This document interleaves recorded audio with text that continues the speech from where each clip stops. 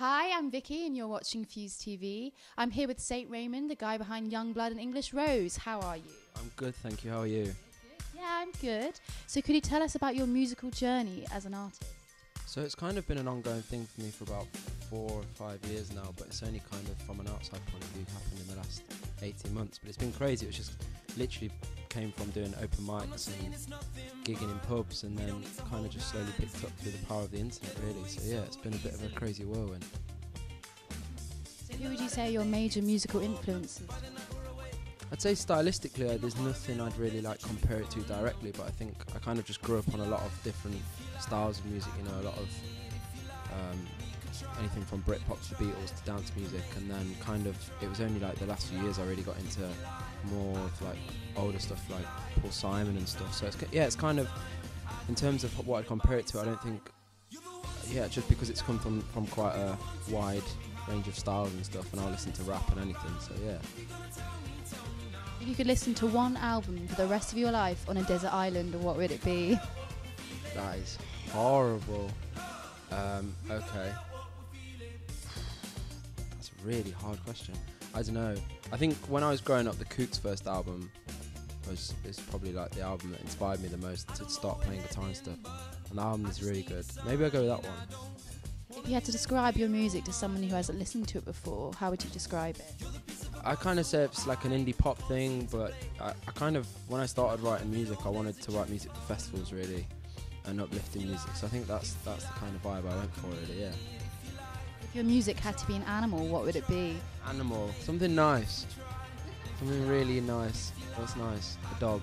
I like dogs. I've got a little puppy, so I'm just gonna say a dog. Yeah. His name's Otis, and he can be a terror, but he's cute. He's cute. So you're on tour right now, and you've sold out all over the UK as well. What would you say is your number one essential item on tour?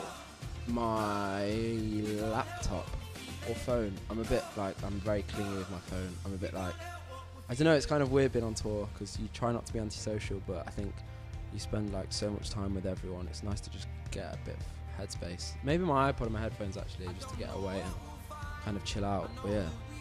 Do you be able to bring Otis on tour with you? That's the plan. I'd love to do that.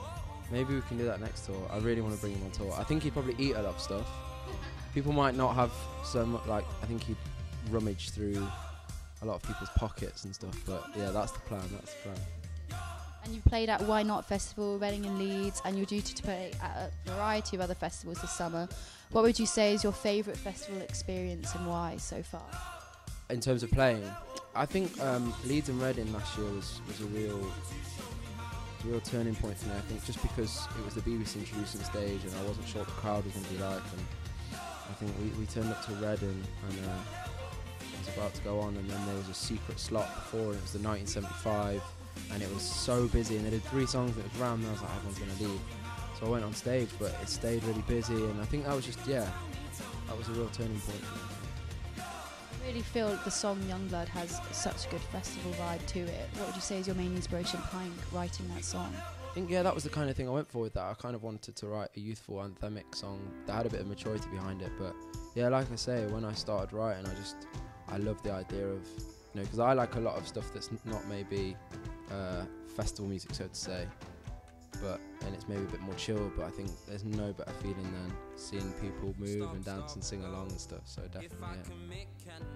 A lot of people refer to you as the second Jake Bugg. How do you respond to that? Yeah, it's cool. It's an interesting one. For me, it's a bit of a lazy comparison, just because it's kind of like, we're from Nottingham, we play guitar, must be same person. But I you know what, I really like Jake's music and it's wicked, but I think stylistically it's very different. I think it's just a Nottingham thing for me. It's because I think if I wasn't from Nottingham, I don't think I'd get compared to it. So it's a bit strange, but I think, it was always going to happen. So yeah, it's not a bad comparison at all, so it could be worse. Where would you like to be in 5 years' time? Yeah, it's a bit of a strange one, but I think for me it's just because of how crazy everything's been. It's kind of like, I don't know what the next month's going to bring. So for me, it's always been a bit like, never take my eye off the short term. Obviously, I think we dream of headlining the big festivals and stuff, which would be great, and have successful albums. But I think for me, it's just because I think I haven't really had a chance to take my eye off the ball. It's always been about what's happening in the next month or so, and even that's still a bit crazy. So yeah, it's always been good to just keep my eye on the ball, really. Yeah, definitely. You're playing in Ruby Lounge tonight. What has been your favourite venue so far in Manchester? Sound Control. I played there a couple of times, and it's always just seems. I just like Manchester. My sister went to university here, so growing up, I spent like quite a bit of time up here as a kid. So yeah, I just really like Manchester. So I'm really looking forward to playing actually. When can the people of Manchester see you again? They can see me again, dot to dot, I believe, which is around in May. I think I'm coming back to play that. So yeah, I'll be back. Yes, I'll be back. No worries. Thank you very much.